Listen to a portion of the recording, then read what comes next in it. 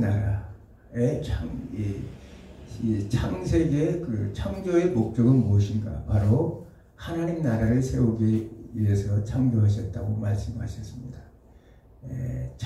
하나님 나라는 뭐냐? 하나님의 백성들이 하나님이 만드신 거처 안에서 하나님의 통치를 받으면서 하나님께서 주시는 분복을 누리고 사는 삶이 바로 하나님 나라라는 사실입니다. 오늘은 이제 그동안 우리는 창세기에 대해서 창조주 하나님과 구속주 하나님에 대해서 알았습니다. 이 칼빈이 말한 대로 기독교 강해에서 참 지혜는 하나님을 아는 지식과 우리 자신을 아는 지식이 참 지혜고, 그것을 통하여 경건의 삶을 살 수 있는데, 경건이라는 것은 하나님을 경외하는 것과 하나님의 사랑을 아는 것이 바로 경건이라고 이렇게 말하고 있습니다. 그래서 오늘은 지금까지는 하나님을 아는 지식에 대해서 공부를 했죠. 그래서 오늘은 이제 우리 자신을, 도대체 인간은 어떻게 창조되었으며 인간의 창조한 목적은 무엇인가를 통해서 이제 알아보려고 하고 있습니다. 자, 만왕의 왕이신 하나님은 사람을 창조하실 때 분명한 목적과 청사진을 가지고 계셨습니다. 그래서 창세기 1장 26절을 한번 읽어보겠습니다. 창세기 1장 26절. 하나님이 주시되 우리 형상을 따라 우리의 모양대로 우리가 사람을 만들고 그들로 바다의 물고기와 하늘의 새와 가축과 온 땅과 땅에 기는 모든 것을 다스리게 하자 하시고, 하나님이 자기 형상하고 하나님의 형상대로 사람을 창조하시되 남자 여자를 창조하시고. 아멘. 자, 하나님께서는 이제 어떻게 창조하냐? 창조의 목적은 하나님을 대신하여 다스린 자로 세우셨다는 것입니다. 모든 만물을, 모든 것을 다스리게 하자. 하나님께서 우리의 형상을 따라 우리 모양대로 우리가 사람을 만들었는데, 그 하나님의 목적은 그 만드신 피조물들을 사람을 통해서 하나님을 대신해서 이 다스린 자로 세우자는 거예요. 다스린 자로 세우기 위해서는 뭐가 해야 되냐? 하나님의 형상이 필요했다는 사실입니다. 그래서 사람은 하나님의 형상대로 지음을 받은 존재라는 사실을 성경은 우리에게 가르치고 있습니다. 고대 근동사회에서는 신을 대신해서 백성들을 다스리는 왕을 신의 형상이라 이렇게 말했어요. 그러니까 바벨론에서는 벨의 형상, 마르둑의 형상, 애굽에서는 아문의 형상, 르의 형상이라는 뜻으로 해서 이 마르둑 신이나 이런 존재들을 이제 통치자들을 신의, 말하자면 형상을 따라 해서 신의 통치 대리자로 했다는 거예요. 그러면 오늘 우리가 왜 이런 단어를 썼을까? 왜냐하면 하나님께서는 인간들에게 알 수 있는 언어로 우리에게 하는데, 그 고대 근동사회에서 일어나는 그들에게 인간은 어떤 존재냐? 하나님의 통치 대리자라는 존재를 부각시키기 위해서 하나님은 모세를 통하여 이 형상이라는 단어를 기록한 것을 봅니다. 나중에 이제 조금 있으면 나오지만 네샤마 하임, 그것이 이제 바로 하나님의 형상인데, 생기를 불어넣으셔서 하나님의 형상을 우리에게 불어넣어줬다는 사실이에요. 그러므로 인해서 우리가 요한복음 1장 1절에서도 우리가 잘 알다시피 태초에 말씀이 계시니라, 그 말씀이 하나님과 함께 계셨으니 그 말씀은 곧 하나님이라 이렇게 표현했어요. 그러면 그 말씀이라는 단어가 로고스인데, 로고스는 그 당시에 그 당시에 이 헬라주의 이 문화 속에 있던 그 당시의 시대 사람들에게는 모든 만물의 질서의 법칙, 그 기원이 누구냐? 바로 로고스였기 때문에 사도 요한은 그 로고스를 차용해다가 하나님의 그분이 바로 하나님의 말씀인 예수 그리스도라는 것을 말씀하듯이, 오늘 또 하나님은 이 구약의 이스라엘 백성들, 처음 창세기를 통해서 여호와 하나님을 만나는 그들에게 너희들은 어떤 존재냐? 하나님께서 모든 만물들 중에서 너희들을 선택해서 말하자면 이 피조물들을 다스리는 그런 존재로 창조하셨다고 성경은 말씀하고 있는 것입니다. 이것은 왕을 대신하여 백성들 하시려는 통치적 기능을 염두에 두고 한 칭호입니다. 그러므로서 사람은 하나님께서 특별한 목적을 갖고 많은 피조물 가운데서 선택하여 피조물을 위해 세워 그를 통치하고 돌보고 감독자로 세우신 구별된 존재라는 거예요. 그 수없이 많은 피조물 가운데서 하나님은 특별한 목적을 가운데 창조하여 선택하는 것은 하나님이신 은혜의 복이었다는 사실을 성경은 우리에게 가르치고 있습니다.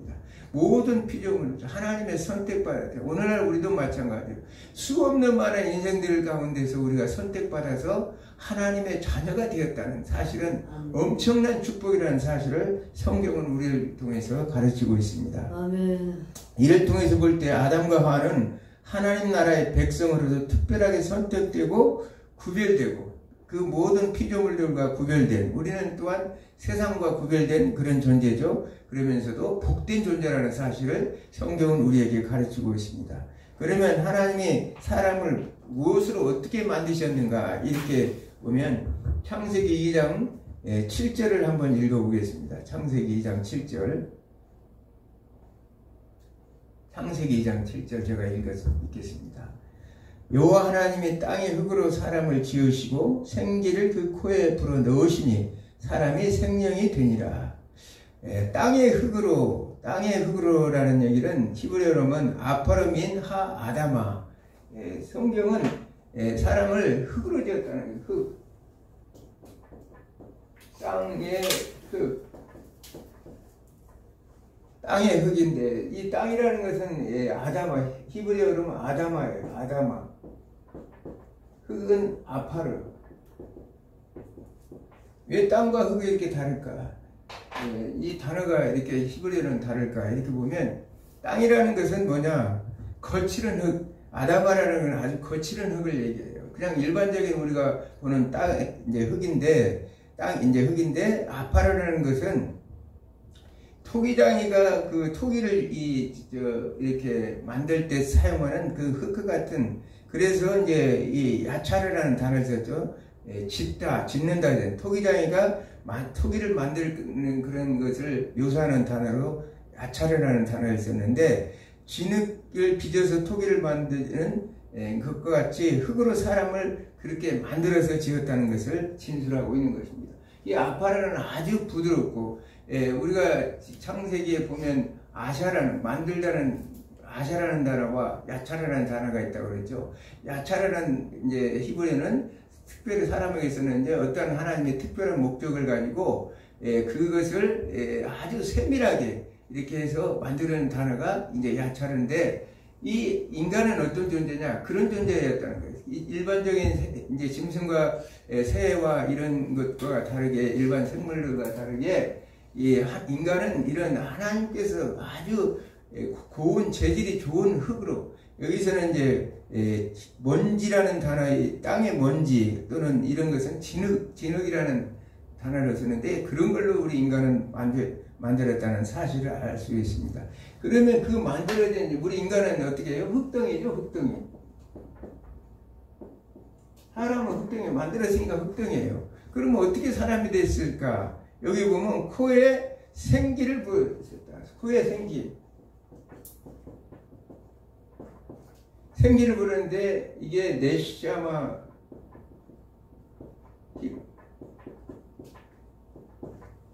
네샤마 하임이라고 그래가지고 네샤마 하임, 생기 네샤마 하임, 복수니까 네샤마 하임, 생기를 이렇게 불어줬는데, 이 생기라는 것은 하임이라는 것은 이제 리빙, 또 어라이브, 영어로 하면 리빙, 어라이브, 살아있는, 생존해 있는 하는 그런 뜻을 말하고, 생은 그렇고, 기는 네샤마인데, 네샤마인데 이거는 뭐냐? 호흡을 말해요. 호흡을 얘기해요. 영어로는 브레스, 호흡, 이것을 얘기하고 있습니다.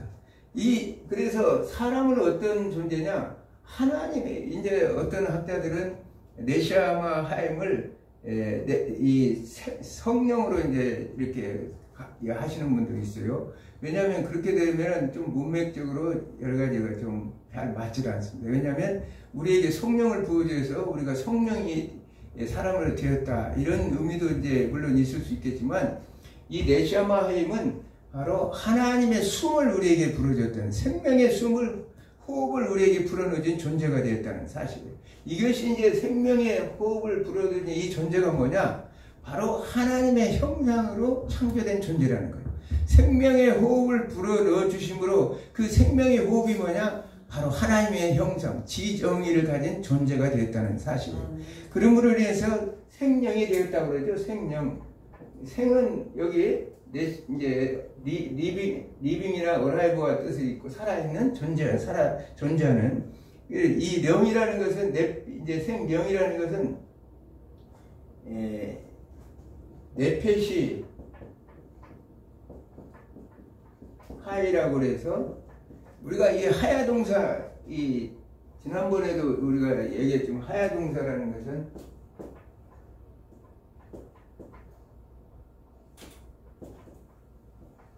하야 동사라는 것은 이것은 우리가 여호와할 때 이렇게 우리가 썼던 동사죠. 여호와할 때 하야 동사.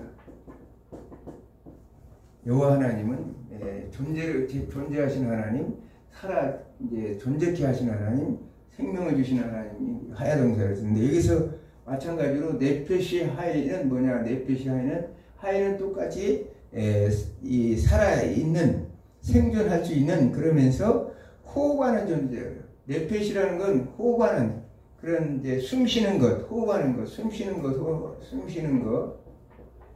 호흡하는.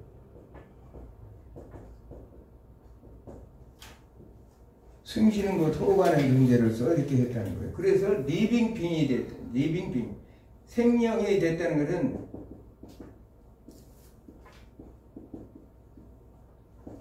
리빙 빙이로 살아있는 존재가 됐다. 산 사람이 되었다는 거예요. 자, 우리가 여기서 중요한 것은 이 네펫이라는 단어는 영혼과 생명, 이런 단어도 있어요. 그래서 우리는 영혼을 쓸 때도 네펫이라는 단어를 쓰는데, 우리는 이제 전체적으로 얘기하면 이제 하나님께서 우리가 생명의 호흡을 우리 인간의 코에 불어 넣어줘서 우리는 리빙, 살아있는 생명, 살아있는 존재가 되었다는 사실이에요. 즉 사람이 살아 움직이게 되었다는 사실입니다. 그러면 이런 점에서 보면 다른 동물과는 같은 날에 창조되었지만은 동물적인 요소는 비슷하지만 동물과 다른 점은 근본적으로 무슨 말씀입니까? 이 네시아마 하임을 바로 우리에게 생기를 우리에게 불어넣으신 것이 사람과 동물과의 차이가 있다는 사실. 동물도 네펫이라는 그런 단어를 쓰죠. 왜냐하면 동물도 인간이 가지고 있는 네펫은 가지고 있지만, 감정 이런 것들을 가지고 있겠지만, 어쨌든 동물과는 근본적인 차이가 나는 것은 여기 네시아마 하임, 생기를 사람에게 불어넣어줬다는 사실이에요. 그리고 그때 동물에게는 없는 것이 뭐냐? 영이, 말하자면 이런 네시아마 하임과 같은 그런 영혼은 없다는 사실이에요. 그런데 우리가 이 사람들은 동물과 그래서 완벽하게 하나님은 구별된 존재로 이렇게 하고 있습니다. 그래서 동물들은 우리가 전도서 3장 21절에 보면 혼들은 땅으로 이제 죽으면 다 가고, 사람들은 살아남는 걸로 이렇게 나오죠. 그와 똑같이 이 동물들과 사람과는 근본적인 차이가 있게 하나님께서 창조하셨다는 사실을 우리가 알 수 있습니다.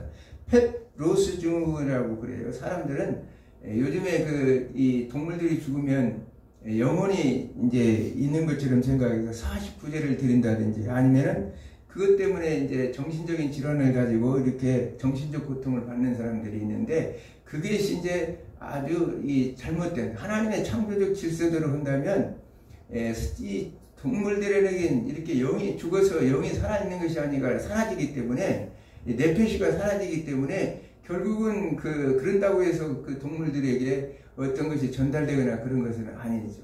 애니미즘이나 토테니즘 같은 그런 이 사고의식을 아직도 가지고 있는 사람들이 오늘날 많이 있다는 사실은 뭐냐?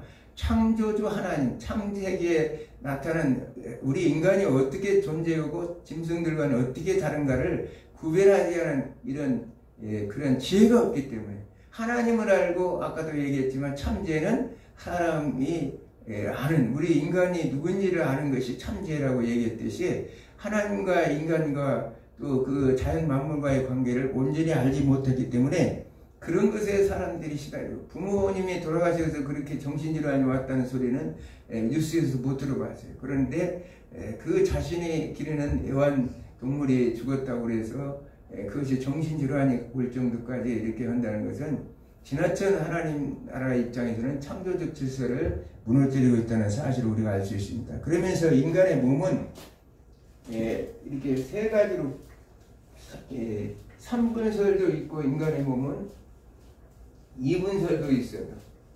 2분설, 영과 혼과 몸, 푸뉴마, 푸시케, 소마라고 이렇게 헬라어는 이렇게 표현합니다. 푸뉴마는 스피리트, 푸시케는 소울, 소마는 바디라고 이렇게 영어로 표현하죠. 여러분이 이렇게 하면 금방 알아요. 그러면서 이거는 하나님과의 관계 속에 있는 거, 하나님과의 관계에서 필요한 것이 이제 존재고, 이거는 이제 마음, 또 우리의 또 이 영, 뭐 여러 가지 다양한 방법, 영혼을 사모하는 마음, 이렇게 우리가 알 수가 있습니다. 그래서 정신적인 그런 혼은 정신적인 것으로 인해서 감정과 지성, 의지 같은 거, 이런 것들을 감정과 지성, 의지, 감정, 지성, 의지, 이건 육체적인 것을 얘기하죠. 육체적인 것, 우리 몸은 육체적인 것은 뭐냐? 식욕과 성욕, 또 수욕 같은 거, 잠자는 수면욕, 잠자는 것을 얘기해서 수면욕.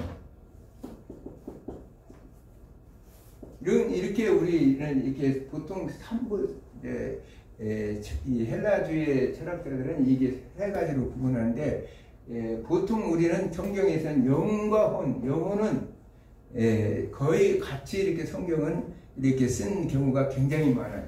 왜냐하면 우리의 이제 이분설, 영혼과 몸으로 두 가지로 이분설로 이렇게 사람들은 주장하고 있는데, 오늘날 기독교에서는 영혼과 혼이라는, 우리 개혁주의 신학에서는 영혼과 혼으로 이분설로 보통 주장을 많이 하죠. 왜냐하면 인간의 영혼은 그 생명과 운명과 감정을 여러 가지를 표현하고 있기 때문에, 영혼은 전 인격적인 인간의 전 자아의 총체이기 때문이라는 사실입니다.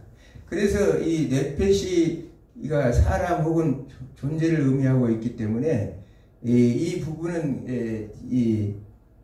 어떤 구원의 영향을 주는 것이 아니고, 학자들이 이렇게 나눴을 뿐이지 구원의 영향을 주는 거예요. 아까 뭐라고 그랬어요? 짐승은 이게 이제 이 영혼이 이제 우리가 하늘로 올라가는 그것과는 관계가 없다고 그랬죠. 그래서 우리가 이걸 구분할 필요가 없는 게, 인간은 영육 통일체이기 때문에, 내가 여러 번 얘기했지만 영육 통일체이기 때문에 만과 영혼과 육체가 분리되면 인간은 죽을 수밖에 없어요. 그래서 이건 항상 같이 그래요. 죽을 때 몸은 흙으로 돌아가는 거고, 영혼은 살아남아서 이제 다시 셋째 하늘로 가든지, 아니면은 이제 음부인 수월에 들어가든지, 둘 중에 하나가 되는 거죠. 여기서 우리가 알 수 있는 것은, 우리가 영과 육이 분리되면 반드시 죽는다는 사실입니다. 그러므로 인해서 모든 이 영육은 동시적이며 구별적이고 인격적이며 통일적인 존재라는 사실을 우리에게 가르치고 있습니다.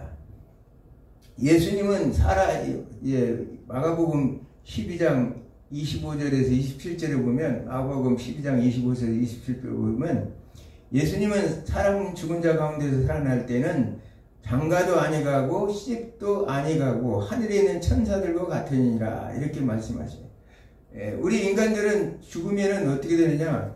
일하면 그 당시에 이제 일곱 형제가 있었는데, 자 우리가 계대 결혼이라는 것을 우리가 알죠. 일곱 형제가 있었을 때 제일 맛이 죽었는데 그 다음에 둘째가 그 형수고 이제 자손이 없기 때문에 또 자손을 낳기 위해서 결혼했는데 또 해서 일곱째까지 했는데 형제가 말하자면 아무도 이 후손을 남기지 못했다는 사실. 그러면 이 사람들이 묻기를 그러면 이 중에 이제 나중에 부활됐을 때 어느 사람이 말하자면 남편이 되겠느냐 이런 식으로 얘기를 하죠. 그럴 때 예수님께서 말씀하신 부활한 이후에는 장가도 아니가고 시집도 아니가고 죽은 자 가운데 살아날 때는 천사들과 같다 이렇게 영적인 이런 존재들을 이렇게 말씀하고 있습니다. 천사들 같은 영적 존재로 말해요. 그러면서 나는 아브라함과 이삭과 야곱의 하나님으로 죽은 자의 하나님이 아니요 산자의 하나님이라. 그래서 이 죽음으로 육체는 흙으로 돌아가지만 영은 죽는 것이 아니라 계속 산다는 것을 우리에게 가르치고 있는 거예요. 마태복음 8장 11절을 보면 또 너희에게 이르노니 동서로부터 많은 사람이 이르러 아브라함과 이삭과 야곱과 함께 천국에 있으려 앉으려니와 이렇게 얘기하죠. 그래서 아브라함과 이삭과 야곱과 함께 우리는 어떤 존재냐? 살아서 천국에 가 있는 존재. 영으로는 아까 얘기했죠. 영혼. 이 영혼은 살아서 천국으로 가는 존재가 된다는 사실이에요. 그러나 이제 짐승들과 같은 것은 이미 사라져버리는 것이기 때문에 흙과 육체와 같이 사라져버리는 존재이기 때문에 우리와는 전혀 관계가 없다는 사실을 우리가 알 수 있습니다. 그러므로 해서 인간에게는 과거와 현재, 미래의 시대가 존재하는 것 같지만 하나님의 현재 시대만 존재한다는 사실이에요.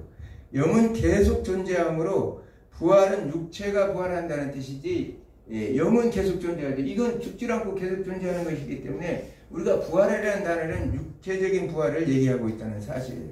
우리가 이것을 통해 요한계시록을 한번 보겠습니다. 요한계시록 20장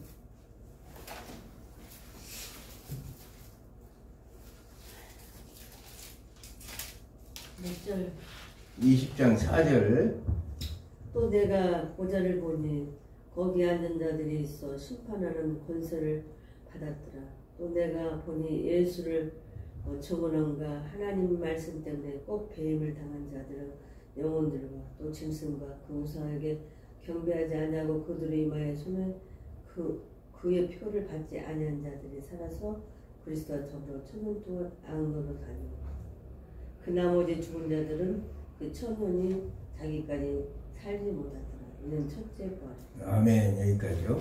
자, 여기서 보면 요한계시록 1장 4절에 보니까 지금 여기서 하나님 보좌를 봤는데 심판하는 권세를 받았는데 내가 보니 예수를 증언함과 하나님의 말씀 때문에 목배임을 당한 자들의 영혼들과 짐승과 그의 우상에게 경배하지 아니하고 그들의 이마와 손에 그의 표를 받지 않은 자는 살아서 여기서 살아서라는 단어는 우리가 아까도 얘기했지만 이 영혼은 죽지 아니하고 산다는 거예요. 죽지 않아서 살고 먼저 우리의 형제들 그 신앙의 증인으로서 이 목배임을 당하고 고난과 고통을 당하셔서 먼저 가신 분들은 살아서 그리스도와 더불어 이제 어디 가냐? 셋째 하늘인 천국에 천국에 가서 천국에 가서 예수님과 함께 그곳에서 이제 천상교회죠. 천상교회 가서 예수님과 함께 있는데 나머지 여기서도 우상, 짐승과 우상하게 경배하지 않고 그들 이마에 손표를 받지 않은 말하자면 지금까지 신앙의 정죄를 짓고 있는 자들은 살아서라는 단어를 써요. 살아서.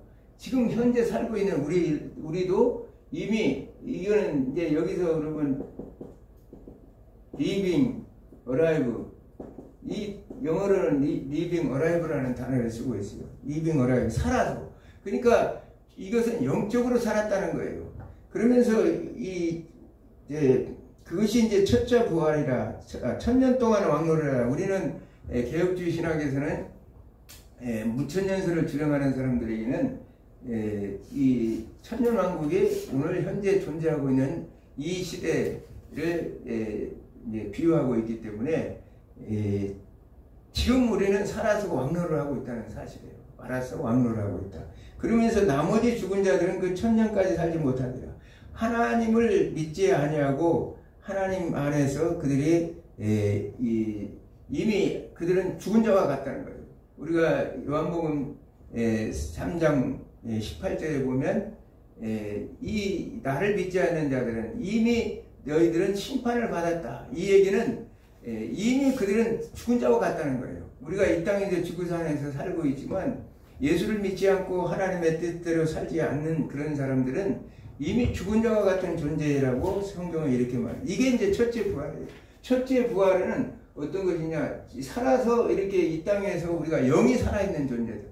아까도 얘기했지만 영혼을 얘기했죠. 영혼은 죽지 않고 이 몸만 우리는 흙으로 만들어졌기 때문에 흙으로 들어가고, 영혼은 반드시 나중에 이제 예수님의 재림 때 생명의 부활로 또 심판의 부활로, 우리는 믿지 않는 자는 심판의 부활로 요한복음 5장 29절에 예수님이 말씀하신 것처럼 생명의 부활과 심판의 부활로 우리는 그때 이제 영원한 불못에 들어가고 영원한 저 새하늘 새 땅에 들어가는 것이지, 이 영혼과 몸 이 자체는 항상 영혼은 영원토록 죽지 아니하고 살아서 있다는 사실을 말씀하고 있습니다. 그렇기 때문에 왜 그러냐, 그것은 네샤마를 하임을 불어넣기, 생기를 우리에게 불어넣기 때문에, 그것이 바로 불어주신 하나님의 형상이었다는 사실이에요.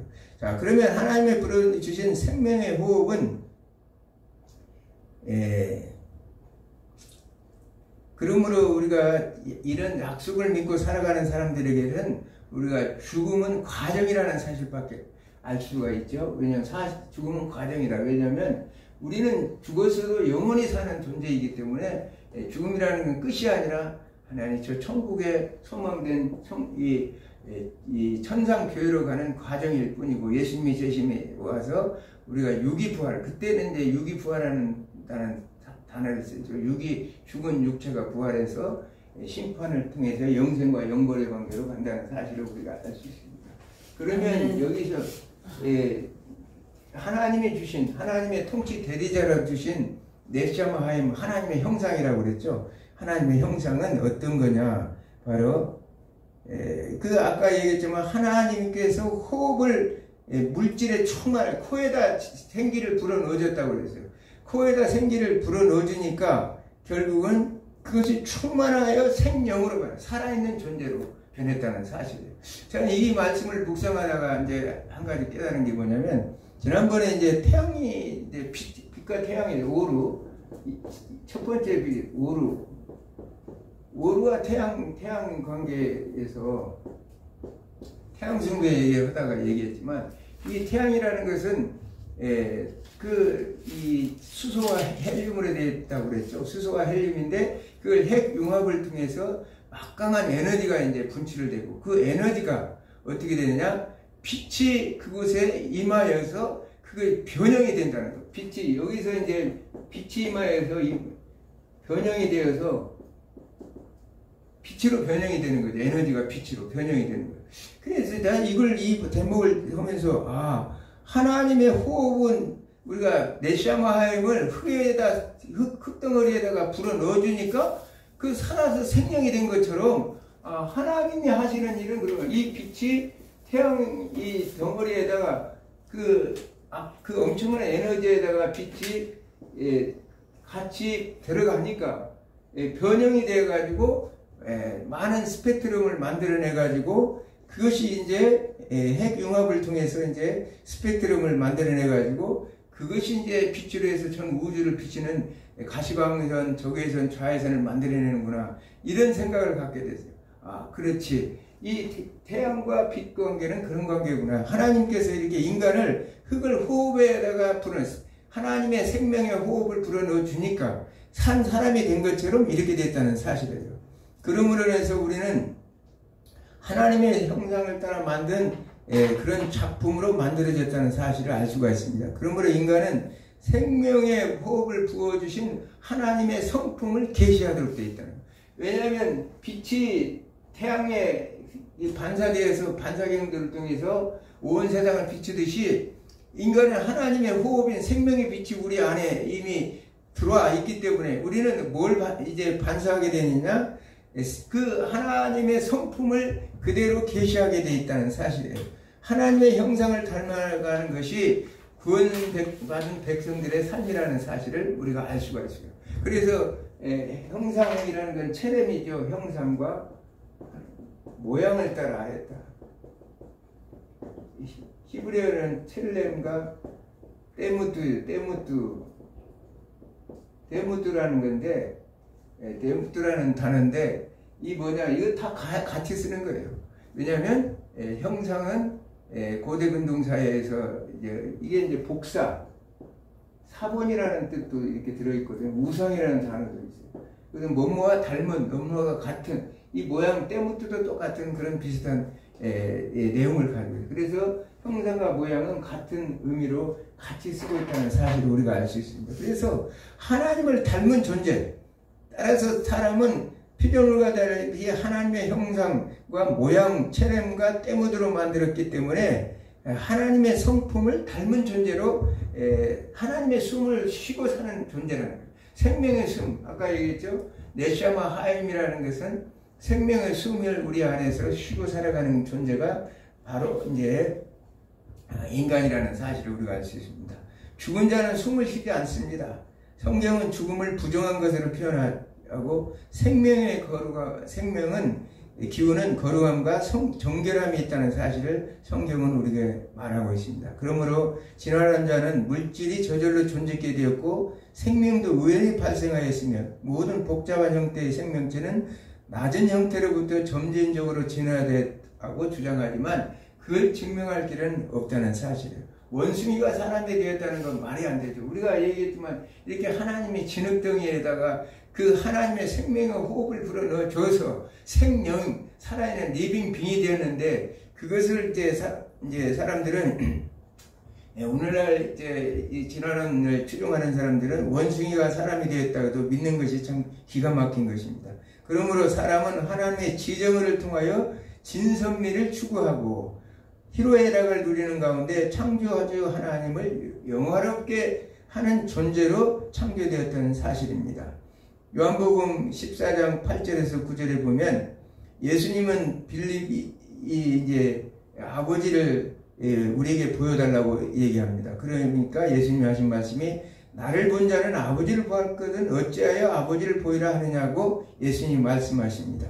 이 말씀이 육신이 되어 우리 안에 거하심으로 예수님 자신이 이 말씀은 예수님 자신이 이 말씀인 그 하나님이 우리 안에 육신에 거함으로 인해서 예수님 자신이 하나님의 현존인 형상인 것을 말씀하고 있다는 거죠.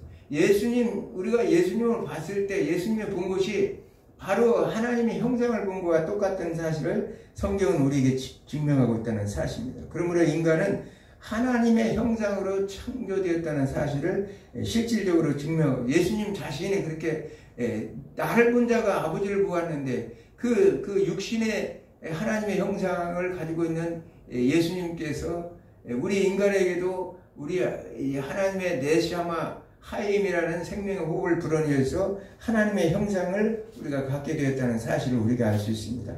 그러므로 요한복음 1장 4절에는 그 안에 생명이 있으니 이 생명들은 사람의 빛이라고 말씀하셨습니다. 하나님이 생명이 예수 그리스도의 생명이 우리 안에 있음으로써 우리는 이 하나님의 형상을 가진 존재로서 살아가야 되는데 그것이 이제 하나님의 성품을 따라가는 삶이라는 거예요. 그래서 하나님의 형상이 왜곡된 인간에게서는 내면에 어둠이 가득 차 있다는 사실입니다. 빛이 없이는 어떤 대상도 바라볼 수가 없어요. 하나님 나라를 바라볼 수가 없는 것입니다. 생명의 빛인 예수 그리스도의 그 빛이 아니고는 우리는 하나님을 아는 지식이 하나님께서 자신을 자연 만물을 통해서 특별히 또 특별 계시를 통하여 하나님께서 우리를 계시하고 있지만 그 생명의 빛이 우리 안에 없는 사람들은 하나님을 바라볼 수도 없고 하나님을 알 수가 없다는 거죠. 그래서 생명의 빛이신 예수님이 오셔서 우리 내면의 빛을 주님의 하나님의 형성을 회복하는데 예수님께서 오셨다. 내면의 빛을 비춰주심으로 인해서 하나님의 형상을 회복시키고 성령 하나님이 이 땅에 보내주셔서 우리가 믿음으로 인해서 우리는 다시 본어게인해서 하나님의 형상을 회복하는 존재들이 되었다는 거예요. 중생의 존재들이 되었다는 거예요. 아까 얘기해서 살아서 요한계시록 20장 4절의 말씀, 우리는 살아있는 존재인데 어떤 존재냐? 중생한 존재라는 거예요. 중생한 존재는 다시 본어게는 존재이기 때문에 영원토록 살 수 있도록 되었다는 거예요. 그래서 하나님의 형상을 회복한다는 거예요. 예수님은 누가복음 8장 33절에 거라사 땅에 귀신 들린 자를 돼지떼에 들어가게 하심으로 귀신이 나가 정신을 온전케 하신 사건을 알 수 있습니다. 어두운 사단의 영에 사로잡혔던 그가 하나님의 형상을 회복하고 빛 가운데 거한 것입니다. 죄로 어두운 인간은 빛 대신 주님의 말씀을 수용하여 온전한 하나님의 형상을 회복하는 것입니다. 예수 그리스도께서 성육신하셔서 하나님의 현존하심을 온전히 드러내셨던 것처럼 이미 하나님의 형상으로 창조된 우리가 자신의 삶을 통하여 하나님의 현존하심을 온전히 드러내야 돼요. 우리는 하나님의 형상으로 창조되었기 때문에 우리가 하나님의 그 속성인 지정의를 하나님의 뜻을 쫓아 진선미를 우리가 하나님의 뜻을 쫓아서 드러내는 것이 우리의 하나님의 백성들의 삶이라는 사실을 말씀하고 있습니다. 그러므로 해서 하나님의 6일 동안 창조 사역을 통하여 만드신 피조물 중에 중심을 이루는 주인공은 바로 사람이라는 사실이에요. 그 이유를 다음 몇 가지로 설명할 수 있는데, 첫 번째는 창조의 순서를 말해주고 있죠. 왜냐하면 사람들은 생활하기에 가장 좋은 모든 걸로 다 만물을 채운 다음에 마지막으로 사람을 창조했었던 것을 우리가 알 수 있습니다. 두 번째로 흙으로 빚어진 사람과 짐승의 차이점. 흙으로 빚은 사람은 아파르라는 단어를 썼고 짐승은 아마르라는 거친 흙이라는 재질상의 차이를 이렇게 보여주고 있다는 사실을 봐서도 우주 만물의 중심은 바로 하나님이구나, 사람이구나를 알 수 있습니다. 세 번째로 남자와 여자를 구분된 사람을 서로 평등하고 서로 존중하며 서로 사랑과 협력하는 인격적 관계로 지음을 받았다는 사실이에요.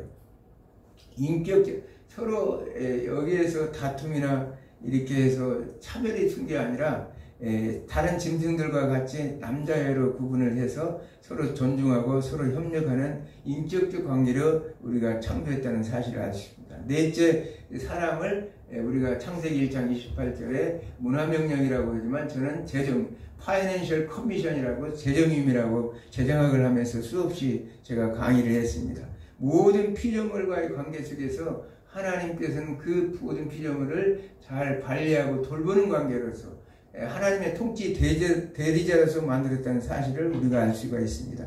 이와 같이 하나님의 세심한 배려와 특별한 은혜로 사람을 창조하신 인간 창조의 목적은 무엇일까? 그럼 인간 창조의 목적은 첫 번째는 하나님의 영광을 위해서 창조하셨다고 말씀하고 있습니다.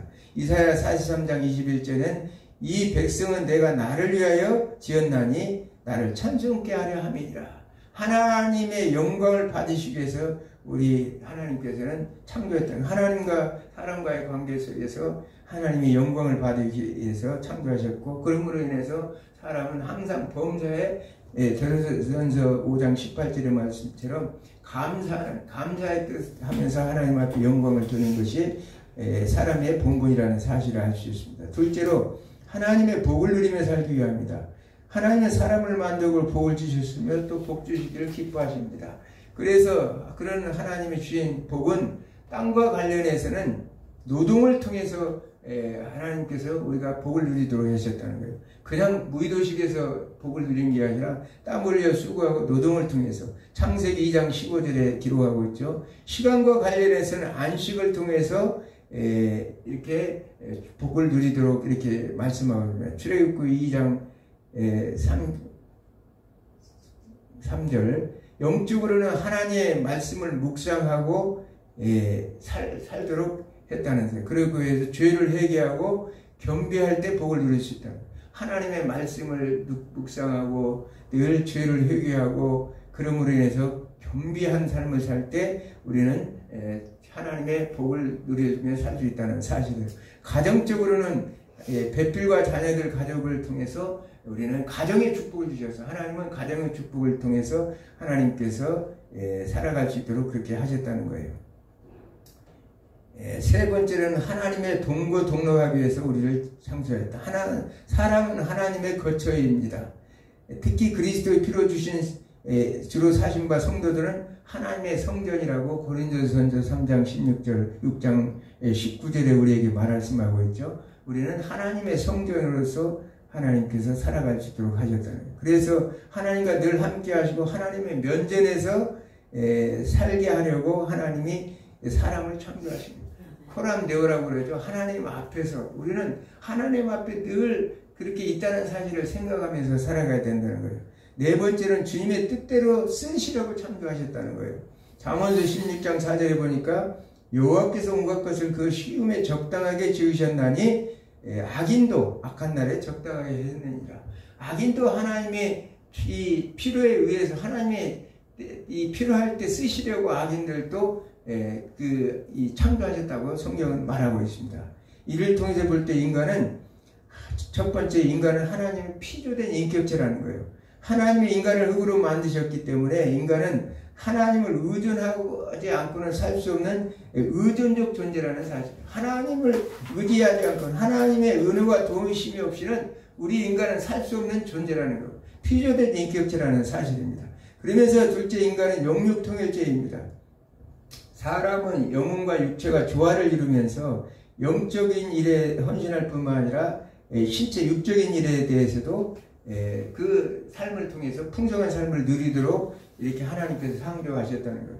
영은 선하고 육은 악하다. 이유는 신플라톤주의와 그 고대 중세에 또 복음이 합쳐져서 중세교회 로만 가톨릭에서 그런 신학 사조가 있었죠. 영은 선하고 육은 악하다. 하지만 오늘 창세기에서 이렇게 보면 이 하나님은 영육통일체로 우리 인간을 창조하셨기 때문에 영육통일체는 영이나 육이나 다 하나님의 복을 주시고 또 축복하시고 번성하고 충만하도록 하셨다는 거예요. 그래서 결코 영과 육이 분리돼서 우리가 생각해서는 안 된다는 사실입니다. 인간은 영육통일체이기 때문에 인격적이고 책임적인 존재라는 것입니다. 하나님의 선한 뜻이 무엇인지 성경을 통해서 분별하고 하나님께서 요구하는 일에 그래서 최선을 다해야 한다는 사실입니다. 죄를 범하면 저주와 형벌을 받아야 하는 것이 당연한 사실이라고 성경은 말하고 있습니다. 형을 면하고자 하면 예수 그리스도를 전적으로 믿고 온전히 회개해야 한다고 말씀하고 있습니다. 그래서 우리가 오늘날도 정치권에서 보면 죄를 지었는데도 분명히 이 거짓을 하고 악한 일을 했는데도 아니라고 거짓말하면서 그렇게 하는 사람들. 그래서 그런 사람들은 반드시 법의 심판을 받아야 돼요. 법의 심판을 받아서 하나님의 공의가 이 땅에 반드시 실현돼야 돼요. 그것을 로마서 1장 32절의 말씀처럼 옳다 그걸 지지하는 사람들도 같은 사형에 처한다고 성경은 우리에게 가르치고 있어요. 정말 이 줄을 잘 서야지 잘못된 길로 간다면 똑같이 우리는 불못으로 들어갈 수 없는 존재라는 사실을 성경은 우리에게 말하고 있습니다. 셋째, 인간은 공동체적인 존재라는 것이요. 하나님이 인간 남자와 여자를 만드시고 한 몸을 이루게 하셨습니다. 그러므로 인간은 가정을 기본 단위로 삼아 남자와 여자 간의 사랑으로 서로 섬기고 사귀고 살아야 된다는 사실입니다. 하나님이 남자를 위해 여자를 만들어 가정을 세우신 것은 창조의 꽃이요 절정이라고 성경은 우리에게 가르치고 있습니다. 그래서 오늘날 요즘에 말하는 페미니즘이라든지 젠더 갈등이라든지 이런 것들은 정말 하나님의 창조적 질서를 완전히 어기는 거예요. 왜냐하면 여성과 남성은 여성적으로 뭘 할 수도 없고 서로 사랑하며 서로 교제하고 서로 위하며 이렇게 사는 것이 바로 하나님의 뜻인데도 예수를 믿는 사람들이 만약에 그런 게 동참해가지고 같이 이렇게 한다면 하나님의 창조적 질서를 무너뜨릴 때 그건 죄에 해당된다는 사실을 성경은 분명히 말하고 있습니다. 그럼으로 인해서 이 사회적인 요즘 어두운 세상이죠. 갈등이 너무나 난무한 세상에 살고 있습니다. 네 번째, 인간은 하나님의 형상이다. 하나님의 형상은 구조적으로 말하면 우리 인간 안에 생득적으로 가려져 있는 하나님을 아는 지식, 그리고 영적 지적 능력, 본성적 감정, 그리고 도덕 자유와 재능을 말하고 있습니다. 하나님의 형상이라는 것은 하나님을 아는 지식과 우리의 영적으로 지적인 능력과 감정과 그리고 도덕적 자유와 재능들, 이런 것들이 바로 하나님의 형상을 가진 존재의 사람이라는 사실입니다. 이제 이처럼 사람은 이성적이고 도덕적인 존재라는 사실이에요.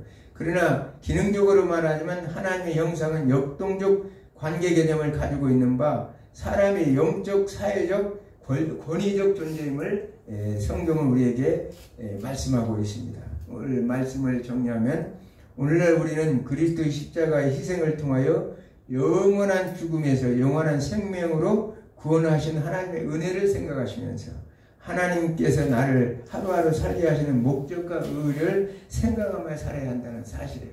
하나님께서는 그 많은 피조물 가운데도 우리 인간을 창조하셨고 하나님의 통치 대리자로 세우셨고 나는 어떤 존재냐? 하나님의 형상을 닮은 존재라서 하나님의 형상을 드러내는 존재로 살아야 된다는 사실을 성경은 그렇게 가르치고 있다는 사실이에요. 이 말씀을 통하여 한 주간도 우리가 삶 속에서 다시 생각하고 기도하면서 하나님의 뜻을 이루면서 하나님 나라의 복된 삶을 누리기를 주님으로 축원합니다. 기도합니다.